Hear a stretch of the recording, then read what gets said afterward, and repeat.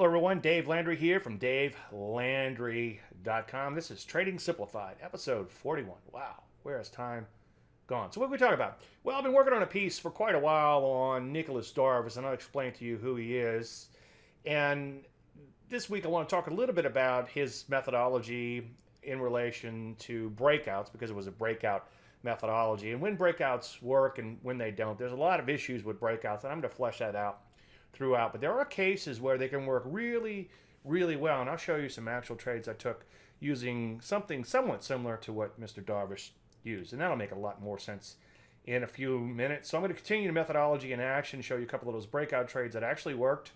And by the way, housekeeping, I do take requests, so if there's anything that you want me to cover, please let me know. I am a little backed up right now given the market conditions, and I think I have 3 webinars this week. Had a couple last week, so just be patient. But I will tell you this: if you could get it to me before Thursdays, what I could do is I could cover it in the weekend charts, and that's a little bit more open-ended webinar where I do have time to cover a few more things. If you need to reach me, DaveLandry.com/contact. If you'd like the slides from this presentation and all the other presentations, go to DaveLandry.com/StockCharts. I'll also give you a limited access to the members area and also a free market timing course. And by the way, that course had a glitch in it, but technical service was able to upgrade some software and fix that glitch. So if you tried to access the market timing course and you couldn't access it, it wasn't because I was keeping it from you. It was a technical difficulty. Also, I'll give you all 3 of my books so you can get to know me and understand the methodology. So I want to reveal a few mystery charts this week and then add a couple of new ones and follow up on those obviously in coming weeks. And by the way, anything I show you, number 1, I will show you ahead of time. Number 2, it has previously been recommended either as a direct recommendation, which most of them are straight from my trading service, or in some cases straight out the Facebook group where I mentioned the trade there. And sometimes some of my people may have mentioned the trade too, but these are the ones that I take. I can't promise you I'll take every trade I show you, but for the most part I do. I think anyone can go in and cherry pick a trade and show how great they are. It's a little bit harder to actually take the trade ahead of time, and in this particular case it may end up failing miserably. And hey, you know, if it does, I'll be the first guru in history to show you a losing trade. So here's the follow-up on NH, which I talked about a couple of weeks back. You see you have nice Landry Light below. By the way, when I look for opportunities, I don't necessarily put all these indicators on a chart. As I've said many times before, indicators are just illustrators, but they can help to qualify setups. And somebody recently, after I showed them a bunch of Landry Light setups that work really great, Landry Light meaning that the lows are greater than the moving average for at least 10 periods or so, and then pull back to that moving average and look to play the pullback out of that, or the rally out of that should it occur. They asked me, should they only be trading that pattern? And my quick answer was no, with the caveat, if you're new to the methodology, my methodology, or if you're new to trading, then yes, find something that's easy to recognize, easy to qualify, not quantify, because I'm not a mechanical guy, but qualify so you can get started trading these momentum type of setups. So anyway, it pulls back to the moving average, as you can see, and that's illustrated down below with the Landry Light. Makes it really easy to recognize. And then you can see right here, we're actually right at the moving average. We trade slightly below the moving average, and that's why the Landry Light went red below. We had an entry here, protective stop here, and initial profit target up here. And so far, this trade has failed miserably, but that's okay. It's not great. It doesn't mean I'm not going to drop an F-bomb, but it's okay. It comes with the territory. Now, let's take a look at another mystery chart. We'll go ahead and reveal it this week, and this is FUV, and you can see it's been in a really nice trend for quite a while, and you can see the Landry Light down below has been green for a long time.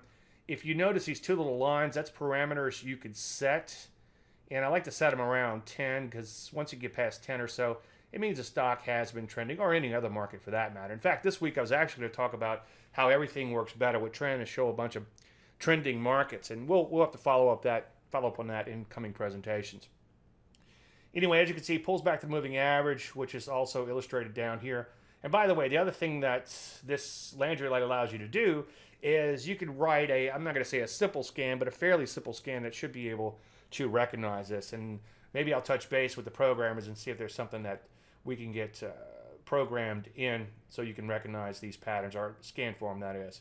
Anyway, there you see a pullback to the moving average. So you have 0, Landry Light. Remember, each day, so this would be day 1 here, day 1 here, day 2 here, day 2.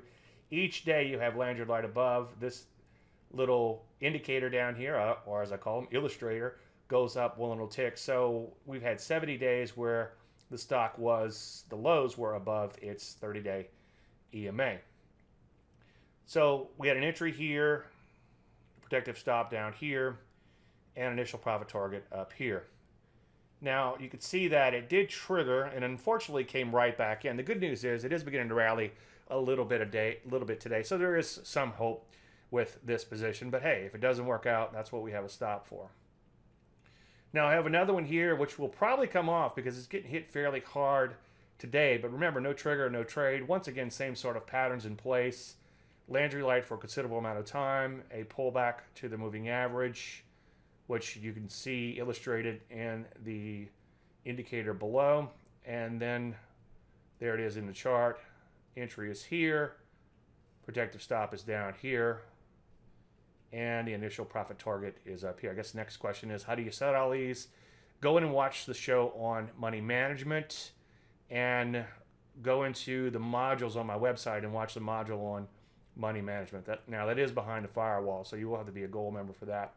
But start off first with the Trading Simplified show, which is on YouTube, and then work your way into the more detailed and slightly more advanced lessons.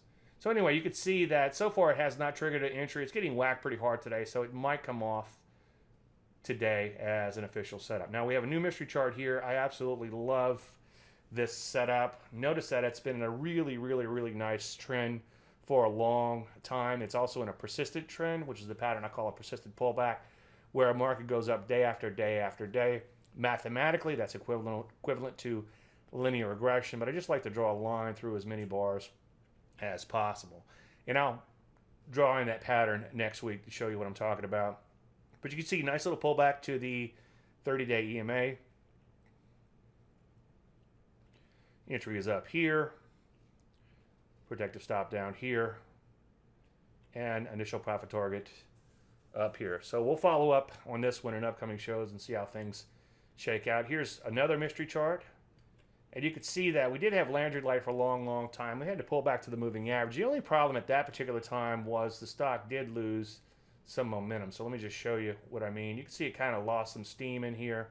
And that's why I wouldn't rush out and trade it mechanically, although this particular case, it did work out nicely. And here we go. Nice little pullback to the moving average. And look down below, and you can see, once again, it's illustrated with the Landry Light.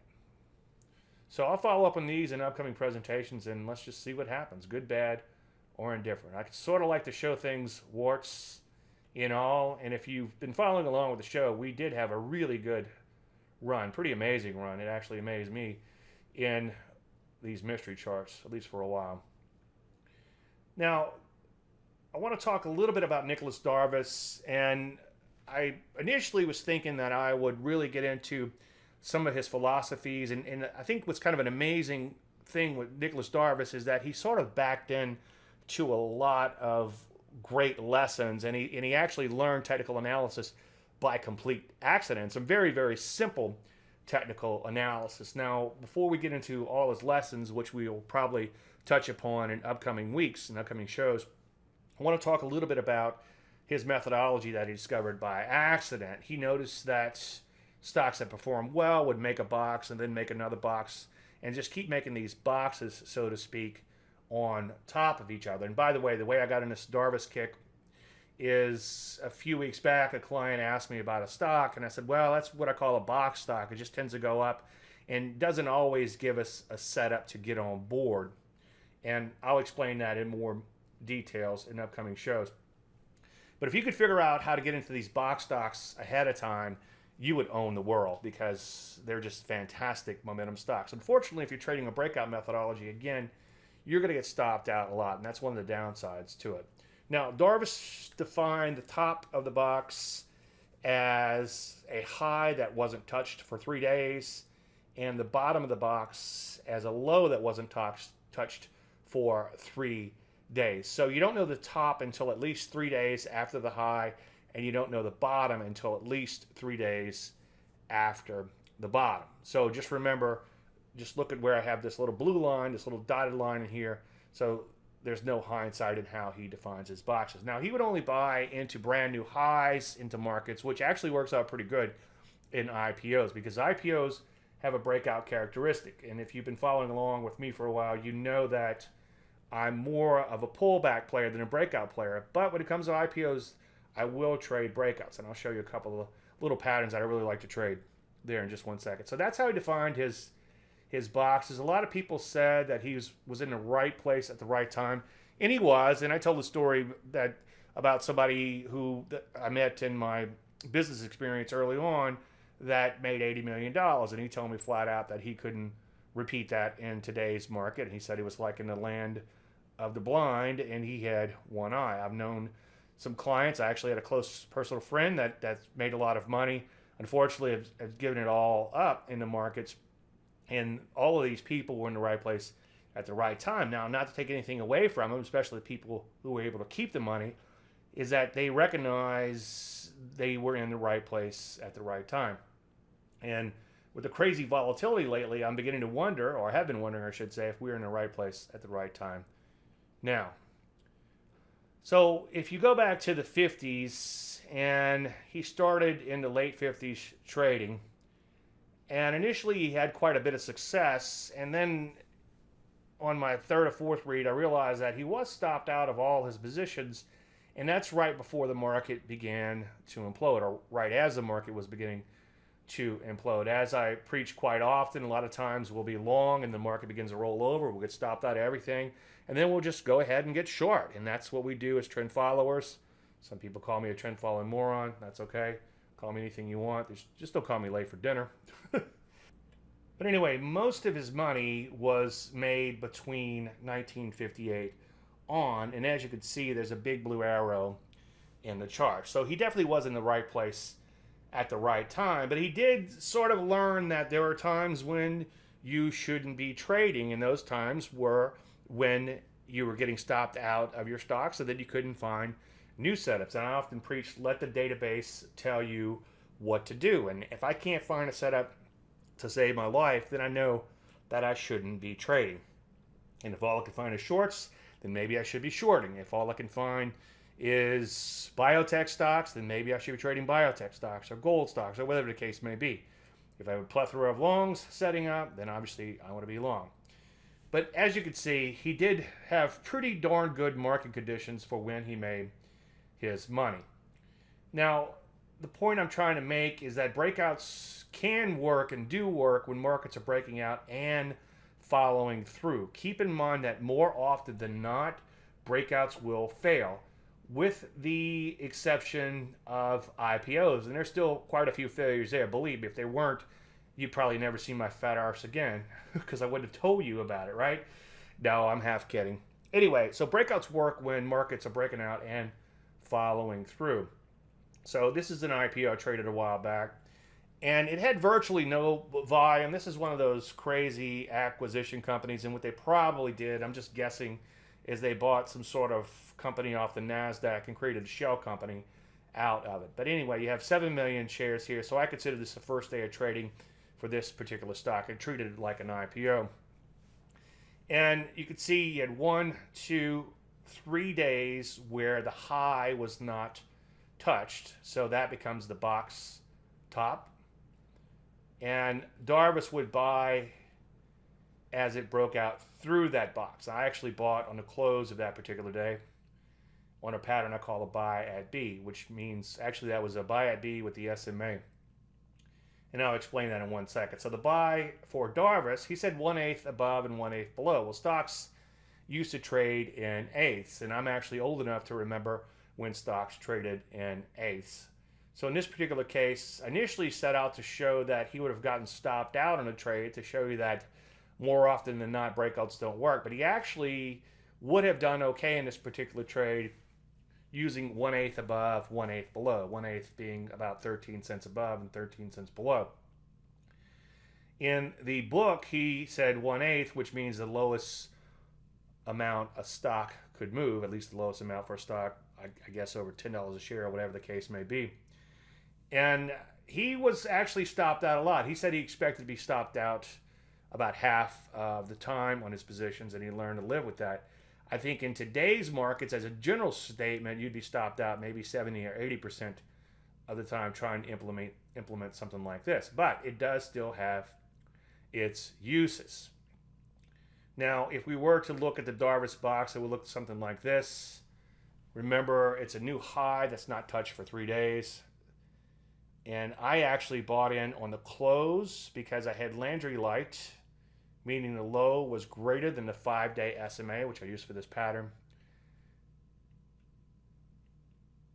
And there's the actual trades up above, as you can see, buying in at 12.48 on the close. And this is how it shook out. So my initial profit target was up here where I exited half of the position.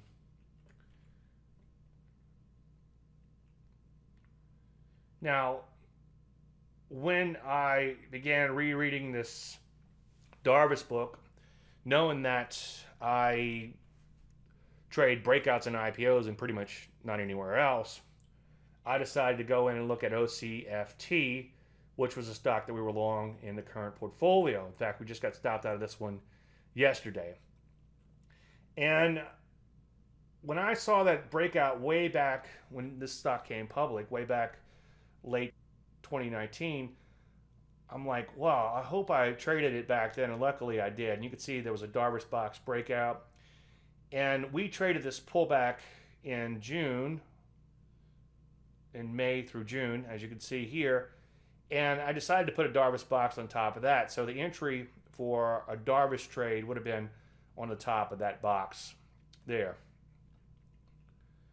Now, one of the alternate box uses that I've been thinking about lately is, and as I often say, everything works better with trend. And that was going to be my presentation recently. If you go in and look at Bitcoin, gold, and all these other markets, today notwithstanding, today being August 11th, you could see that they had some amazing trends, and something like Landry Light would have gotten you into some amazing trends. And you probably think that I'm the greatest guy in the world. Well, the thing is, everything works better with trend. Anyone else's momentum methodology would also work really well, as long, of course, as the market is trending. But if you kind of turn this on its head a little bit, it'll help to keep you out of choppy markets. And if you could stay out of choppy markets as much as possible, you'll eventually own the world, because you'll catch some trends along the way. So this was a day where I sat on my hands and avoided trading any indices, because I let the market open, it rallied up, it came back in, and it really didn't take out that opening range by much, and that sort of set the box, so to speak, for the day. And then the rest of the day it stayed within the box. Here was another day where the market took off, found its high pretty quickly, sold off, and then for the rest of the day just began to kind of chop back and forth all morning. Now, let's take a look at drawing a Darvas box in an IPO. FSKR, a stock that I am long, came public 1 day, 2 day, 3 days where the high isn't touched. So now we have our box top, 1 day, 2 day, 3 days where the low isn't touched. So now we have our box bottom. So if we draw the box in, it looks something like this. And we're looking to play a breakout above the box, at least if you're trading Darvas. Now let's extend that box forward and see what happened. As you can see, the stock kind of chops around towards the bottom of the box, and then finally breaks down out of the bottom of the box.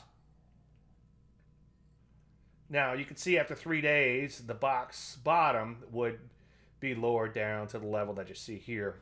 So it begins to rally and then takes out the top of the box. Now, Darvas, with his methodology, would have bought at the top of that box. Unfortunately, in this particular case, it came back in. So the question I'm wondering is, would have Darvas gotten stopped out? So again, his buy would have been right on top of the box. And likely, I would assume that he would have gotten stopped out on the first day. Now, it's a little unclear whether he would go in a second time on the same stock at the same time, or would he wait for a box at a higher level, as I have illustrated here, around 1550. I don't want to pick apart the book too much, but there are quite a few things that I want to talk about, and a lot of this will come out in a column. He does contradict himself a little bit. He says that if he gets stopped out twice on a stock, then he no longer trades that stock, and this would likely be the case with this particular stock. But then he also went on to say 2 pages later that he got knocked out of a stock twice and then he bought the stock. So I noticed there's a little some inconsistencies here and there.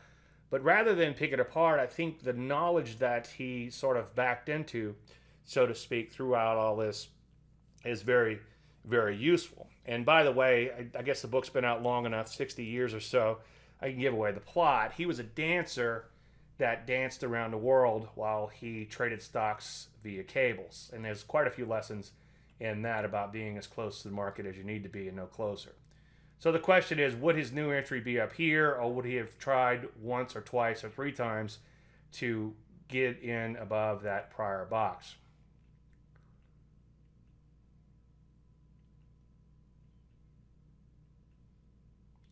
Now, here's where I actually bought this stock. It was a new closing high, and it's an IPO pattern I like to trade. There's a few caveats to it, but essentially I'm buying when an IPO makes new highs. Closing highs, that is. So my entry was here. My stop is down here, and my initial profit target is up here. So we'll see what happens with that one. Now, the entry is a new closing high that's also above the day 1 high. And that's for a pattern I call buy at B. Now here's another IPO that I traded day 1, day 2, day 3.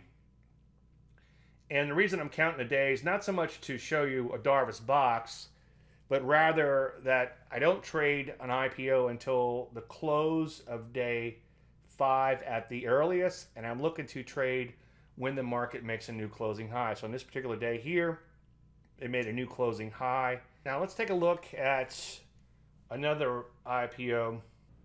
Now the reason I'm showing you again these IPOs is because they have a nice breakout characteristic, and this is especially true early in the trading cycle. And again, the soonest I'll get into an IPO is the close of day 5 that I recently traded. And the point I'm trying to make, and I guess Darvas is what got me thinking about all this, is if you're going to trade breakouts, make sure you trade a breakout type of market. Somebody said, wow, just think if Darvas had today's technology. Well, Darvas wouldn't be any better than anyone because everybody's got a computer sitting on a desk and everybody can see the breakouts. So he would no longer have that advantage. And that's why you need to focus on markets that have breakout characteristics and tend to break out and follow through, such as IPOs. So the reason I'm showing you the days here is not to show you where the Darvas box would be, but to show you that with IPOs, I like to wait until at least the close of day 5. So they have to have almost 1 entire week of trading. So if the IPO opens on Monday, the earliest I will get in will be the close on Friday. Now, there's quite a few caveats with this pattern, as I was alluding to earlier. And one of them, or one of the rules, I should say, is if the high is set on day 1 for the week, you not only have to close at a new closing high, but you also have to close above the high of day 1. Now, day one was the high, as you could see, until the fourth day of trading. So if day one was Monday, then Tuesday, then Wednesday were below day one. So far that's the high. But on Thursday, in this particular case, day four, the high was taken out. So once that high gets taken out, we're just looking for a new closing high, which was also set on that day. And as you can see, it's not above that day one high, but that's okay.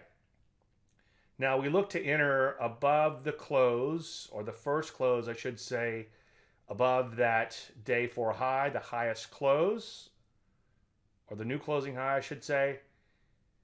And this pattern does take a leap of faith. If you go back and look at one of the examples I showed earlier, the next day the stock began to fail.